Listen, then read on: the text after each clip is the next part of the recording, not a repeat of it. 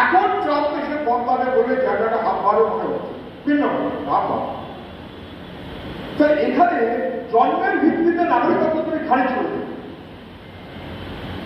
এখানে বাবার যদি জন্ম এদেশে হয় তাহলে নাগরিকত্ব তাও খারিজ করে দেবে, মায়ের যদি জন্ম এদেশে হয় তাহলে নাগরিকত্ব তাও খারিজ করে দেবে। এখন কি বলছো, বাবা এবং মা দুজনের ভ্যালিড নাগরিক হতে হবে। তাই কি জানবো, তাহলে আমার নাগরিকত্বের জন্য বাবা মা তার নাগরিকত্বকে ঠিক মতো দেখাতে গেলে বাবা এবং মায়ের জন্ম দিন ক্ষণ তারিখ আমাদের নিয়ে আসতে হবে। জয়সব তৎপর বিধানসভায় বলেছিলাম, মুখ্যমন্ত্রী ছিলেন, আমি সুজাত চক্রবর্তী, আমার জন্মের সার্টিফিকেট নেই, সত্য নেই। আমাদের প্রজন্মের কারোর জন্মের সার্টিফিকেট নেই, একাত্তর ব্যতীত হতে পারে। আরে জন্মের সার্টিফিকেট তো চালু হয়েছে পাসপোর্ট আসার পর, পঞ্চায়েত চালু হওয়ার পর, তাহলে কোথায় সার্টিফিকেট? আর তুমি আর বার্থ সার্টিফিকেট কাগজ দিয়ে খুঁজে বেড়াচ্ছ।